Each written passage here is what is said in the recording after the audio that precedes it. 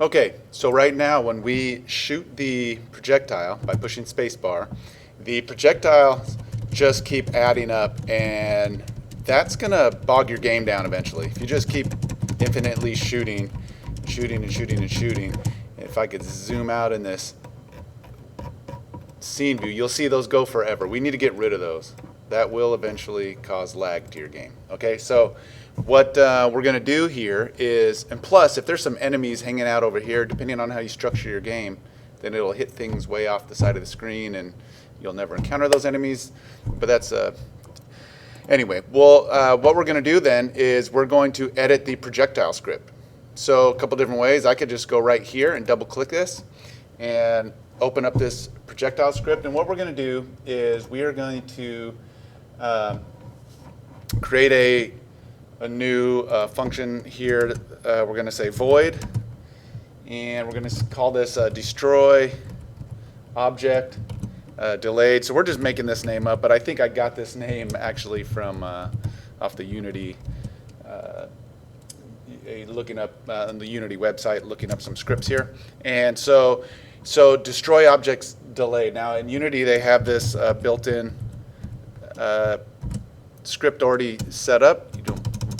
I don't want it to do that, so destroy.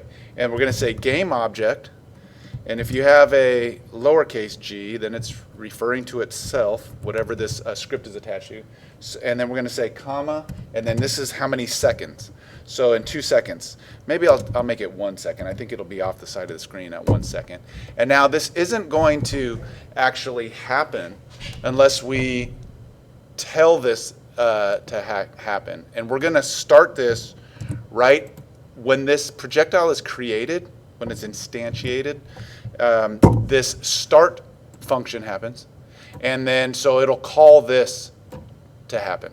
Okay, and then it sets a little timer for 1 second, and then the projectile will be destroyed from Unity. So here we go. If you see this little dot up there, it means you haven't saved it yet. You need to do that for the script to be read by Unity. If you edit the script and don't save it, then it won't actually do anything. So here we go now. When we push play, and then I push spacebar, give it a second, and you'll see that these projectiles are created and then they're just being destroyed from their own script. And you can see how far off the side of the screen they're going. So if you want to adjust that, you can. You can make it be destroyed sooner, or if you wanted to for some reason, you can make them be destroyed later. Okay, now let's make these also hit something. Let's create an enemy. Okay, so first off, we're going to go ahead and create an empty object, and let's name this enemy.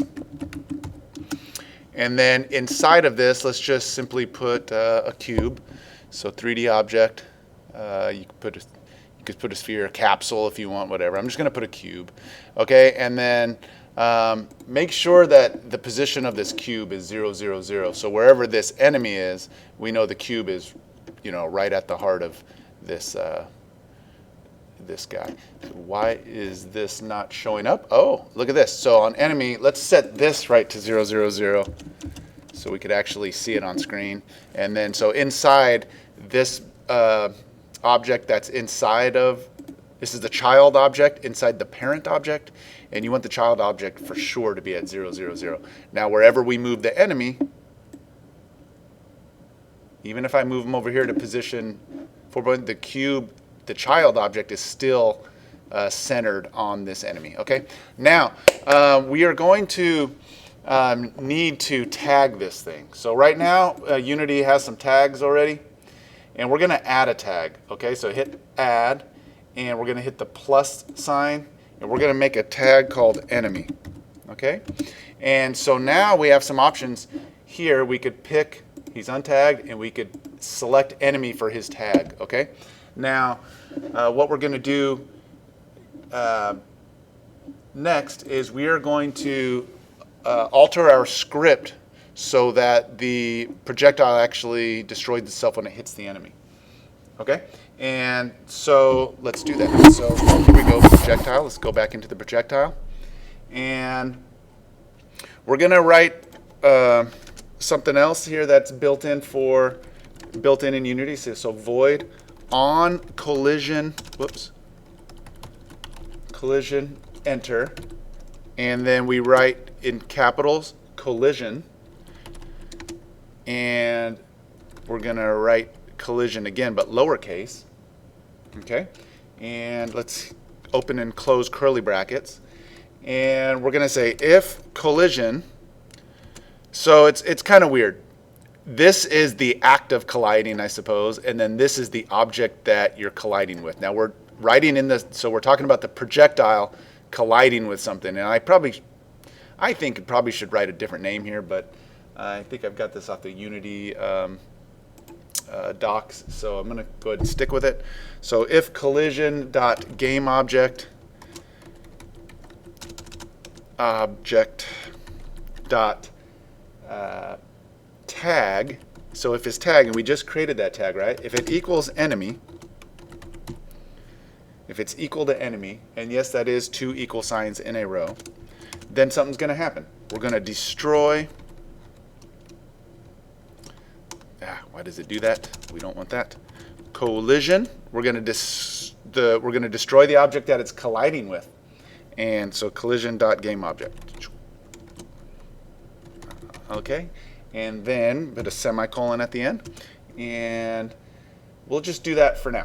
Okay. Oh, and then we want the projectile obviously to be destroyed as well, and we're going to go ahead and put this outside of this destroy game object, because we want it to be, I'll explain that in a second.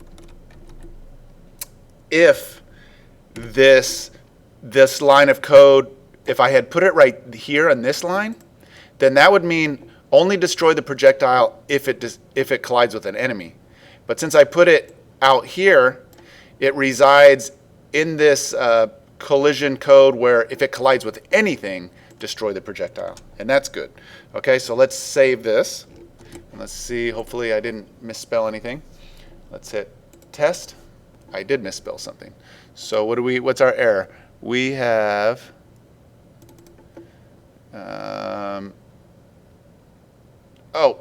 this completed itself again, and I did not want that.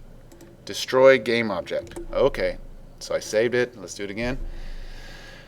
It's doing the Visual Studio is doing the auto complete for me. Okay, so I didn't want to do that. And here we go. Let's see what happens. So first I'm going to fly up here and shoot the projectiles with the spacebar. Now let's see if we actually hit this guy. We aren't. It's going right, it's phasing right through this guy. So what are we missing? So perhaps we need to set one of these things to a trigger. Let's see what happens when we set this one to a trigger. I set the cube to a trigger on its box collider. That didn't work. Okay, so how about the projectile itself? In the prefabs, let's select this projectile, and we do not have what is known as a rigid body, and we need to put this on here. So rigid body, and we don't want gravity because we don't want it to drop down. And so now that we have a rigid body on this thing, it should have collision ability, and yes, it does now. Okay, so what I did there as a refresher is on the projectile I added a rigid body. Okay, now if you used gravity, it would make the projectile start to fade downward. I mean, the projectile destroys itself so soon that that you can't notice it, but you could play around with that. Okay, so have fun creating your projectile and creating your enemy that the projectile hits and disappears, and we'll put some explosion effects in the next tutorial. Okay, so have fun working on your projectile. Have fun.